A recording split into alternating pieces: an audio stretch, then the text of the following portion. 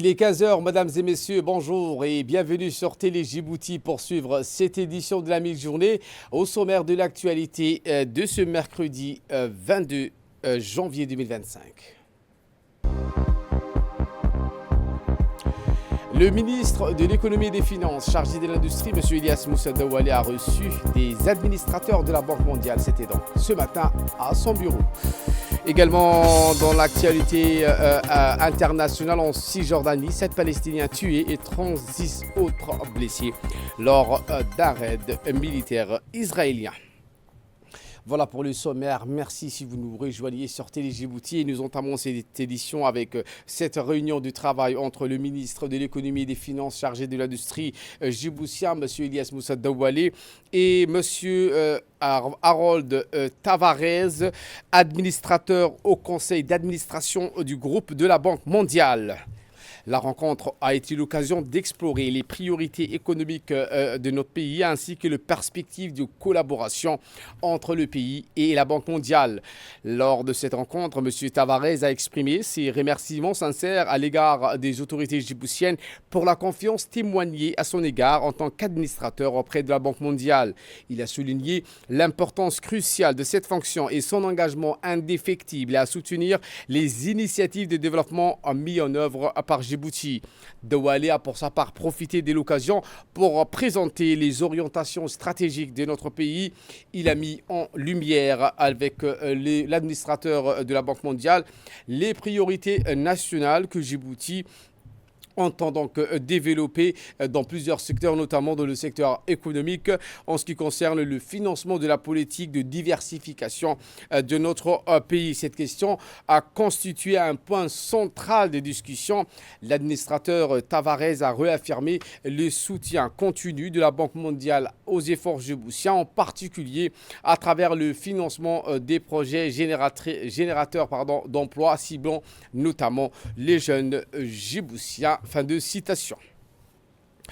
Le ministre de l'Énergie chargé des ressources naturelles, M. Younis Ali Guedi, a reçu dans l'après-midi d'hier une importante délégation d'investisseurs indiens venus donc explorer les potentiels et les opportunités d'investissement existants à Djibouti, notamment dans le domaine de l'énergie. Introduite par l'ambassadeur en Inde, M. Issa Abdillahi Assoué, cette délégation comprenait entre autres le directeur des groupements des sociétés indiens, Ajmera, Nimish Ajmera, le directeur d'Ajmera Realty et M. le consul honoraire de la République du Djibouti à Bombay, M. Vishal Peita. Les discussions ont principalement porté sur les réalisations d'un projet d'implantation d'une ferme solaire d'une capacité énergétique de plusieurs centaines de mégawatts et l'intérêt des investisseurs indiens pour la reprise de la cimenterie de Arria Alisabi. Et en bref, et en image avec cette réunion ministérielle interrégionale africaine du bureau de la COP 29 qui est présidée par le président Adama Barrow Abanjoul, bien accompagné par l'inspecteur général du secrétariat d'État à la jeunesse et au sport. Le secrétaire d'État à la jeunesse et au sport, M. Hassan Mohamed Kamil, a pris part à la réunion qui a mobilisé cette année plusieurs ministres des sports du continent. La rencontre a pour but de lutter contre le dopage dans le milieu sportif et qui est une opportunité à saisir par le président de la COP9, Matarba, pour s'entretenir avec la presse sur l'importance de cette réunion. Retour à Djibouti, où la Chambre de commerce de Djibouti et la délégation des hommes d'affaires indiens ont signé aujourd'hui un accord de partenariat visant à renforcer les relations commerciales et économiques entre Djibouti et l'Inde. Une cérémonie qui s'est déroulée en présence des ambassadeurs respectifs des deux pays. Cet accord marque une étape clé dans les échanges commerciaux entre Djibouti et l'Inde, deux nations aux liens historiques solides. L'objectif principal de cet accord est de promouvoir les opportunités d'investissement, d'élargir la coopération bilatérale et favoriser le développement économique dans des secteurs stratégiques pour notre pays tels que le commerce, les infrastructures, l'énergie et les technologies numériques. La signature de cet accord ouvre donc la voie à une série d'initiatives et de projets conjoints qui sera donc réalisé entre Djibouti et l'Inde. Dans un discours prononcé à l'occasion, l'ambassadeur de l'Inde à Djibouti a précisé que cet événement est une grande réussite. L'ambassadeur Issé de Delhi vous avez rassemblé, a-t-il précisé, notre groupe et celui de Djibouti. Et je tiens à exprimer à l'égard de mon père djiboutien mes sincères reconnaissances à chacun d'entre vous également et souhaite le meilleur pour que vous puissiez également contribuer au processus de croissance.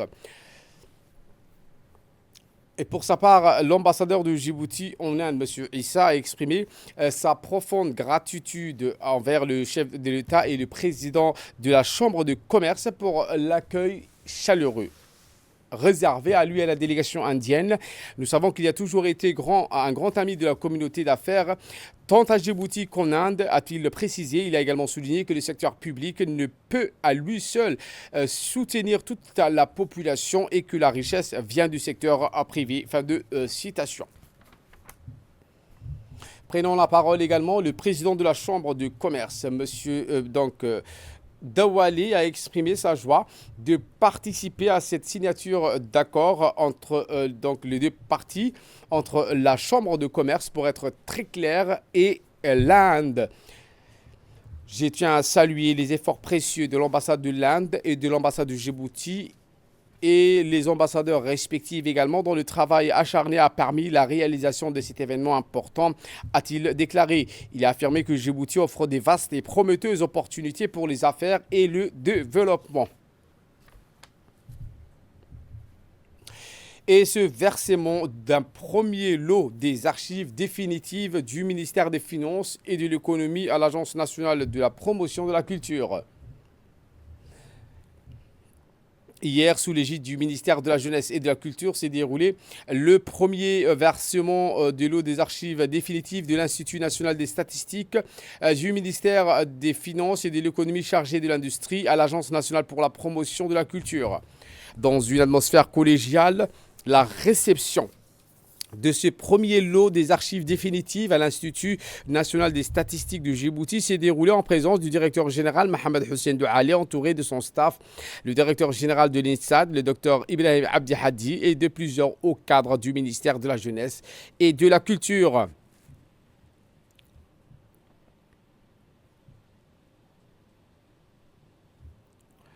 Dans une allocution faite à l'occasion de cette cérémonie de versement d'archives définitives, Dr Ibrahim a précisé que le versement officialisé aujourd'hui représente un travail minutieux de collecte et d'organisation des archives produites par l'INSTAD. Le responsable a indiqué que ce premier lot se compose de 34 boîtes d'archives totalisant 10 mètres linéaires qui couvrent plusieurs décennies de production statistique, économique et sociale. La remise des archives de l'INSTAD ne se limite pas à un simple transfert de documents, elle symbolise avant tout un engagement envers la mémoire, l'identité et la culture de notre pays, a poursuivi M. Hadi, prenant la parole lors de cet événement. Écoutons à présent le directeur général de l'INSTAD. Un immense honneur pour moi de prendre la parole en ce jour symbolique où l'Institut de la statistique de Djibouti remet ses archives précieuses à l'Agence nationale pour la promotion de la culture. Cette cérémonie marque une étape significative dans la préservation et la valorisation de notre patrimoine culturel et scientifique. Elle témoigne de notre volonté commune de sauvegarder, de transmettre et de rendre accessible notre histoire collective. La remise des archives de l'INSTAD à l'ANPC ne se limite pas à un simple transfert de documents. Elle symbolise en réalité et avant tout un engagement envers la mémoire. Les archives que nous remettons aujourd'hui à l'ANPC sont un témoignage vivant des travaux acharnés des équipes de l'INSTAD, autrefois d'INAS et d'IZ, mais aussi du soutien indéfectible des autorités publiques, de la société civile et de tous ceux qui ont, à travers les années, ont contribué à la construction de notre savoir collectif.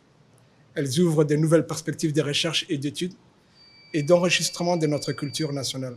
Je voudrais souligner l'importance de la coopération entre les différentes institutions nationales pour le bon accomplissement de cette mission. Ces transferts d'archives est le fruit d'un travail d'équipe qui ont passé quelques jours une semaine à deux au sein de l'INSTAD et d'une synergie entre l'INSTAD et l'ANPC, mais également de l'engagement personnel et collectif de chaque acteur impliqué dans ces projets. Nous savons tous que la culture et l'histoire ne sont pas seulement un héritage, mais un pan vers l'avenir. C'est à travers la connaissance du passé, à travers l'étude et la préservation de nos archives, que nous pourrons bâtir un avenir riche, éclairé et respectueux de nos valeurs et de notre identité. Et pour sa part, le directeur général de l'ANPC s'est exprimé en ces termes. Avec une immense satisfaction que nous nous réunissons aujourd'hui pour célébrer un moment important, historique pour le département des Archives nationales et plus largement pour notre pays. La réception du premier lot des archives définitives de l'Institut national de la statistique de Djibouti marque une étape importante dans la valorisation et la préservation de notre patrimoine documentaire et archivistique. Je tiens tout d'abord à adresser mes vifs remerciements à mon collègue, le directeur général de l'INSAD, pour son engagement constant dans la mise en œuvre de dispositions relatives à la gestion des archives publiques. L'INSAD devient aujourd'hui, pour l'année 2025, comme avait dit la chef du département Archives nationales, la première institution publique à transférer ses archives définitives au département des Archives nationales. Cette initiative traduit non seulement le respect des cadres législatifs et réglementaires, mais également une conscience accrue de l'importance des archives dans la construction de notre mémoire administrative et nationale. Les archives ne sont pas des simples documents administratifs, elles sont des témoins irremplaçables de notre histoire, de nos décisions et des efforts de nos institutions publiques et privées au service du développement de notre pays. Ces premiers transferts d'archives définitives n'est que le début d'une dynamique que nous devons consolider et élargir. À travers cette cérémonie, nous lançons un appel à toutes les administrations publiques, productrices et réceptrices d'archives, afin qu'elles emboîtent le pas à l'INSTAD. Direction le nord du pays, notamment la ville blanche Tadjoura, où une rencontre importante a eu lieu hier dans le cadre des préparatifs pour les célébrations du 25e anniversaire de l'Association des femmes de Tadjoura. Événement marquant prévu le 13 février prochain qui a fait l'objet d'une concertation visant à mobiliser toutes les parties prenantes autour de cette célébration majeure. Madame Hassana Hassantou, présidente de l'association des femmes de Tadjoura, a ouvert la séance en exprimant sa profonde gratitude pour la forte présence des participants, rappelant également que l'objectif de cet événement et de renforcer l'unité et la solidarité autour de la cause féminine et des progrès réalisés par cette association au cours de ses 25 années d'existence. Madame Hassantou a souligné l'importance de l'adhésion de chaque citoyen à cet événement et a précisé que les participants viendront des 4 autres régions sœurs, le président du conseil régional de Tadjoura, M. Omar Hussein, ainsi que le préfet, M. Abbas. Les parlementaires de la région de la Ville Blanche ont également été présents autour de l'association des femmes de Tadjoura, qui va donc incessamment organiser cet événement phare.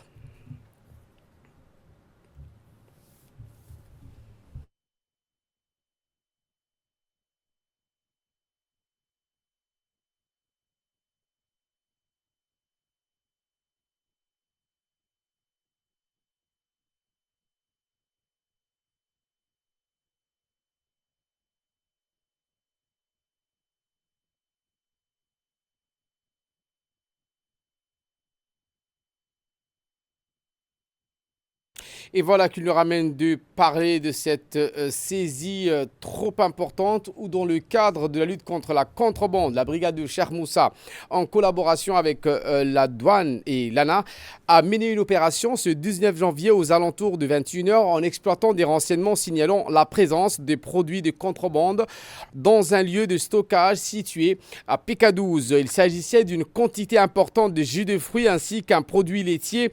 Lors de la perquisition, les gendarmes ont saisi 112 paquets contenant au total 1344 bouteilles de jus de fruits et d'un produit laitier d'une valeur estimée à 200 000 de nos francs.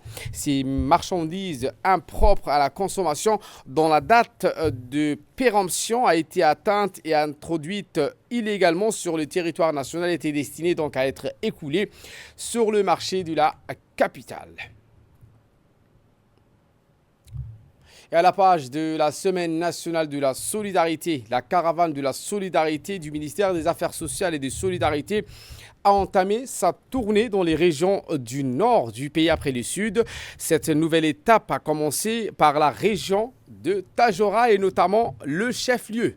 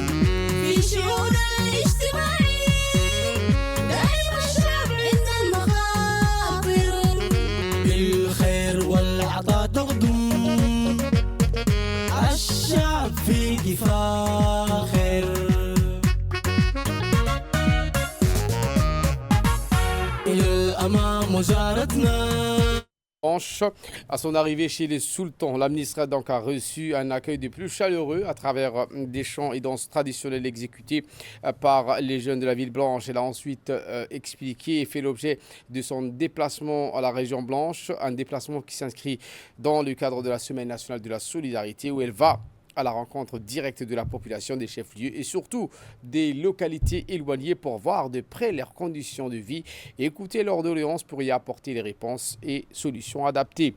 Le sultan Habib, qu'il a reçu donc chez lui, a remercié la ministre pour ses nombreuses réalisations qui permettent donc d'améliorer les conditions de vie, en particulier des communautés rurales.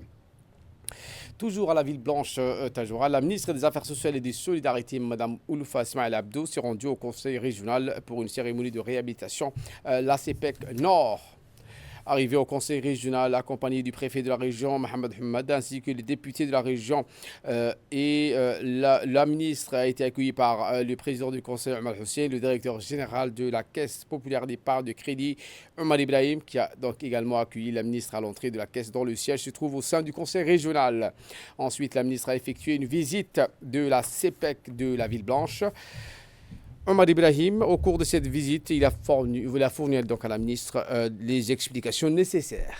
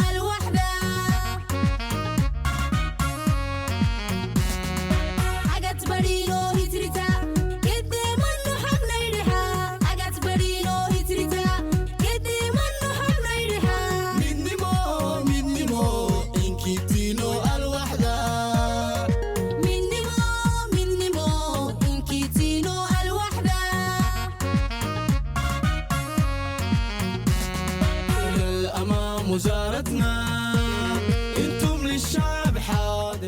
donc, nous avons eu l'honneur d'avoir son Excellence Madame Olof Asman Abdo à la visite de la CPEC du Nord, donc spécifiquement la CPEC de Tadjoura. Cette visite, durant cette semaine de solidarité, revêt une importance très importante, puisque, il faut le rappeler, son Excellence Madame Olof a mis le paquet notamment sur les crédits à taux zéro. C'est un crédit pour lequel les bénéficiaires vont rembourser entièrement le capital sans intérêt. C'est ce qu'on appelle le projet Inclusion productive. Plus de 25 millions de francs Djibouti ont été injectés uniquement à Tadjoura. 239 bénéficiaires ont déjà reçu cette somme. Aujourd'hui, ils sont en train de rembourser correctement. Et donc, c'était important de montrer à la ministre qui a aussi eu l'honneur de réhabiliter entièrement la CPEC du Nord. Donc, comme je disais, cette visite revêt une importance, d'autant plus que nous avons assisté à une redynamisation de la CPEC du Nord, CPEC de Tadjoura spécialement. En nouvelle du monde, en Cisjordanie, 7 Palestiniens tués et 35 autres blessés lors d'un raid militaire israélien. 7 Palestiniens à la ville de Jénine, dans le nord de la Cisjordanie. C'est ce qu'a déclaré le ministère palestinien de la Santé. Des témoins ont rapporté que les forces spéciales israéliennes ont mené des raids dans plusieurs zones du camp des réfugiés de Jénine, tandis que des drones israéliens ont frappé 2 sites dans la région. Un communiqué militaire israélien a précisé que l'opération à Jénine, connue sous le nom de code Mur de Fer, devrait durer plusieurs jours. Voilà pour l'essentiel de ce 15h. Merci de votre fidélité. Restez avec nous. Le programme continue sur Télé Djibouti.